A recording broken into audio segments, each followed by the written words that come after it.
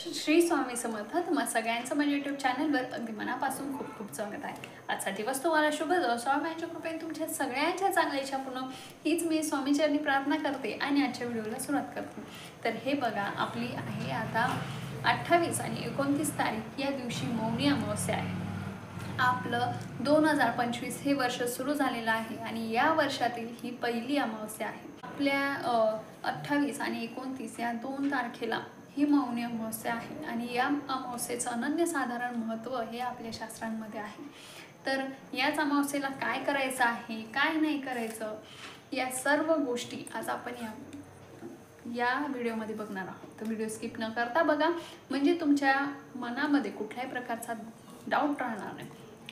तर हे बघा, ही मौनी अमावस्या ही आपली वर्षातून ही पहिली अमावस्या आहे. आणि मौनी अमावस्या म्हणजे मौनी अमावस्या या नावातच मौन हा शब्द आहे, त्या नावातच त्याचा अर्थ दडलेला आहे. तर या दिवशी आपल्याला जास्त काही नाही, तर आपल्याला या दिवशी मौन पाळायचं असतं.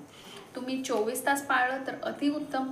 जर नाही पाळू शकत तर कमीत कमी एखादा तास, अर्धा तास तरी आपल्याला मौन पाळायचं असतं. ते का, तर त्याचंच उत्तर आज मी तुम्हाला या व्हिडिओमध्ये सांगते. तर हे बघा, मौनी अमावस्या आपण हे बघा, आता माणूस आहोत, आपल्याला राग हा येणारच आणि राग प्रत्येकाला येतो. कोणीही असा नाही आहे ज्याला राग येत नाही. तर त्या रागाच्या भरातच आपण लहान असो मोठे असो, त्या रागाच्या भरातच आपण काही वेळेस आपल्या समोर आपण कुठल्या व्यक्तीला काय बोलतोय हे आपलं भान राहत नाही. ते म्हणतात ना, रागाने आपली बुद्धी जळत असते. तर त्यातलंच आपल्याला भरपूर अतिभयंकर असा जेव्हा राग येतो ना कोणाचा, तेव्हा आपण समोरचा कोण आहे, कसा आहे हे आपण काही पाहत नाही आणि आपण आपल्याकडून काही शब्द हे असे बोलले जातात ज्यामुळे त्या व्यक्तीचा हे काही वेळेस अपमानही होतो किंवा काही वेळेस त्या व्यक्तीचं मनही दुखावलं जातं. तर त्याच कुकर्मांची किंवा त्याच आणि ते शब्द असे असतात ना, आणि शब्द एकदा निघाला की तो आपण परत वापस घेऊ शकत नाही. त्यामुळे आपल्या ह्याच कुकर्मांची किंवा आपल्याला राग आल्यावर आपण जेव्हा कोणाला पण अपशब्द काही बोलतो तर त्याचीच परत फेड किंवा त्याचाच पश्चाताप म्हणून आपल्याला या दिवशी मौन पाळायचं असतं. म्हणून या अमावस्येला मौनी अमावस्या असं म्हणतात. तर आपल्याला हे बघा, 28 आणि 29 या 2 तारखेला अमावस्या आहे. 28 तारखेला संध्याकाळी 7:30 वाजता ही अमावस्या लागणार आहे आणि 29 तारखेला पूर्ण दिवसभर ही अमावस्या आहे. तर 29 तारखेची जी अमावस्या आहे ती सूर्याने बघितलेली आहे, म्हणून आपलं मुख्यतः आपण ही अमावस्या ही 29 तारखेला गृहीत धरणार आहोत. तर तुम्ही 29 तारखेला हे तुम्ही दिवसभर जर मौन पाळलं तर अतिउत्तम, पण नाही पाळलं तर कमीत कमी एखादा तास, ज्यांना दिवसभर मौन पाळणं शक्य नाही त्यांनी अर्धा तास, एखादा तास जरी पाळलं तरी चालणार आहे, त्यामध्ये काहीही हरकत नाही. पण ते पाळण्याचा नक्की प्रयत्न करा. कारण हे बघा, आपल्याकडून प्रत्येकाकडून असं कधी ना कधी हे झालेलं असतं. लहान असताना म्हणा किंवा कधीतरी आपल्याला राग येतो आणि आपण कोणाला तरी काहीही बोलून जातो, तेव्हा आपल्याला काही भान राहत नाही, पण आपल्याला नंतर त्याचा पस्तावा होतो की अरे आपण हा उगाचच बोललो. किंवा नसेलही झालं, भले आपण बरोबर जरी म्हटलेलं असेल, समोरच्याला आपली बरोबर बाजू आपण मांडलेली असेल तरी पण आपल्याला हे बघा, समोरचा वाईट असो चांगला असो कसाही असो, पण आपल्याकडून अपशब्द बोलल्या गेले ना तर ते आपले कुकर्म झाले. त्यामुळे आपल्याला त्या आपल्या कुकर्मांची आपल्याला पश्चाताप म्हणून आपल्याला ही मौनी अमावस्येला आपल्याला मौन पाळायचं असतं. तर त्याच कुकर्माची आपली पश्चाताप म्हणून आपण जर मौन पाळलं ना तर आपलं त्या पापाचे आपण भागीदार राहत नाही आणि ते पाप आपलं नष्ट होतं असं म्हटलं जातं. म्हणून आपल्याला या अमावस्येला मौन पाळायचं आहे, हे लक्षात घ्या. तर तुम्ही कितीही वेळ पाळू शकता. त्याचप्रमाणे आपण या दिवशी भरभरून अशी सेवा करायची आहे भगवान शंकरांची, आणि भगवान शंकरांसोबत भगवान विष्णूंची सेवा करण्याला देखील या दिवशी अनन्यसाधारण असं महत्त्व आहे. तर तुम्ही सेवा करताना सुद्धा, आपल्याला आराधना करताना सुद्धा तुम्ही मनातल्या मनात करायचे आहे.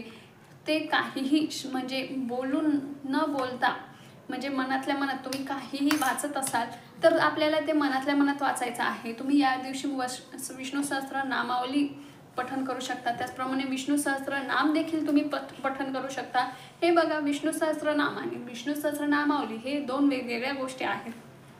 तर हे देखील तुम्ही पठण करू शकता, पण ते आपल्याला मोठ्याने न वाचता आपल्याला ते शांत चित्ताने शांततेने वाचायचं आहे, मौन धरून वाचायचं आहे, म्हणजे मनातल्या मनात ते वाचायचं आहे. त्याचप्रमाणे तुम्ही जप करू शकता, नामस्मरण करू शकता. आपल्या स्वामी महाराजांचं देखील तुम्ही नामस्मरण करू शकता, पण करताना ते मनातल्या मनात करा, एवढंच मी सांगेन. त्याने का तर हे बघा, हे सर्व त्याचप्रमाणे या दिवशी हे दान देखील करण्याला अनन्यसाधारण महत्त्व आहे. या दिवशी पितरांच्या नावाने देखील दान केल्याने आपल्याला पितरांचा आशीर्वाद हा मिळत असतो.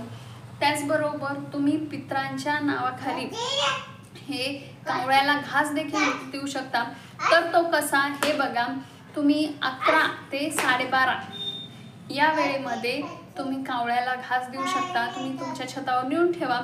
ते कावळ्यांना तुम्ही त्याचप्रमाणे नैवेद्य म्हणून देखील तुम्ही नैवेद्य देखील दाखवू शकता कावळ्याला घास देण्यासाठी. त्याचप्रमाणे तुम्ही भाताचा देखील जर घास दिला कावळ्याला तरी त्याचं महत्त्व आहे, किंवा तुम्ही साधी पोळी देखील दिली तरी देखील चालेल, त्यामध्ये काही हरकत नाही. पण पितरांच्या नावाने आपल्याला या दिवशी घास ठेवायचा असतो आणि ते कावळ्याला खाऊ घालायचं असतं. जर बाकीच्या पक्ष्यांनी देखील खाल्ला तरी काही हरकत ना, हुसकून लावू नका. तर त्याचप्रमाणे तुम्ही या दिवशी पितरांसाठी सेवा देखील करण्याला अनन्यसाधारण महत्त्व आहे. हे बघा, आपण वर्षभर पितरांची सेवा करत नाही. जर तुम्हाला तशी आपल्याला रोजच पितरांची सेवा करायची असते, पण काही जणांना पितरांची सेवा करणं हे वर्षभर किंवा नेहमीच रोजच जमत नाही. पण या दिवशी तरी कमीत कमी मौनी अमावस्येला तरी आपल्याला पितरांची सेवा करायची आहे. दान देखील करू शकता. मग तुम्ही धान्याचं दान द्या, वस्त्रांचं दान द्या, हे आपल्या यथाशक्तीनुसार आपल्याला या दिवशी दान देखील द्यायचं असतं. त्याचप्रमाणे तुम्ही या दिवशी पिंपळाची देखील पूजा करू शकता. हे बघा, फक्त आपल्याला पिंपळाच्या झाडाला हात लावायचा नाही आहे, तर तुम्ही पिंपळाच्या झाडाला दूध आणि त्यामध्ये पाणी आणि त्यामध्ये काळे तीळ टाकून तर असं पाणी जर आपण पिंपळाच्या झाडाच्या मुळांना जर या दिवशी वाहिलं तर आपल्याला पितरांचा आशीर्वाद या दिवशी लाभत असतो, हा उपाय केल्याने. त्याचप्रमाणे या दिवशी तुळशीची पूजा देखील करण्याला अनन्यसाधारण असं महत्त्व आहे. हे बघा, तुळशीची पूजा देखील आपल्याला या दिवशी करायची आहे. तुम्ही त्याचबरोबर तुळशीबरोबर आपल्याला भगवान विष्णूंची आणि शंकराची देखील पूजा या दिवशी करायची आहे, हे लक्षात घ्या. 10 मिनिटं होईल, अर्धा तास होईल, 1 तास होईल, जितका पण वेळ होईल तेव्हा शांत बसून आपल्याला मौन पाळायचं आहे, याची देखील काळजी घ्या, हे लक्षात घ्या. याने आपल्याला आपल्या मनाला तर शांती मिळणारच आहे, आपल्या शरीराला देखील शांती मिळणार आहे आणि यातून आपला उद्धारच होणार आहे. त्यामुळे अशी छोट्या छोट्या या सेवा आहेत ज्या आपल्याला या मौनी अमावस्येला करायच्या आहेत. तर अशी छोटीशी माहिती ही अत्यंत महत्त्वाची होती, अशी मला तुमच्यासोबत शेअर करायची होती. त्याचप्रमाणे तुम्हाला जशी अक्कलकोट स्वामी महाराजांचं नित्य दर्शन घेण्याची जर इच्छा असेल तर मी आपल्या याच यूट्यूब चॅनलवर श्री अक्कलकोट स्वामी महाराजांचं नित्य प्रातःकाळचे महापूजा दर्शन, त्याचप्रमाणे श्री अक्कलकोट स्वामी समाधीमध्ये बसालंकार महापूजेचं दर्शन आणि श्री वटवृक्ष देवस्थान अक्कलकोट स्वामी महाराज महापूजा दर्शन मी आपल्या याच यूट्यूब चॅनलवर संध्याकाळी ठीक 9:30 वाजता पोस्ट करत असते. तुम्हाला जर बघण्याची इच्छा असेल तर नक्की आपल्या यूट्यूब चॅनलला संध्याकाळी ठीक 9:30 वाजता भेट द्या. त्याचप्रमाणे त्यानंतर लगेचच मी स्वामींचा संदेश देखील पोस्ट करत असते, जो आपल्या दुःखमय अंधकारमय जीवनातून आपल्याला सुखाचा आशेचा एक किरण देईल असा तो संदेश असतो. तुम्हाला जर तो देखील बघण्याची इच्छा असेल तर नक्की आपल्या यूट्यूब चॅनलला संध्याकाळी ठीक 9:30 वाजता भेट द्या. झालेली सेवा मी स्वामींच्या चरणी रुजू करते आणि आजच्या व्हिडिओला इथेच थांबवते. जर व्हिडिओ आवडला असेल तर लाईक, शेअर आणि सबस्क्राईब करायला विसरू नका. तर चला मग भेटूया अशाच नवनवीन व्हिडिओसोबत. तोपर्यंत श्री स्वामी समर्थ.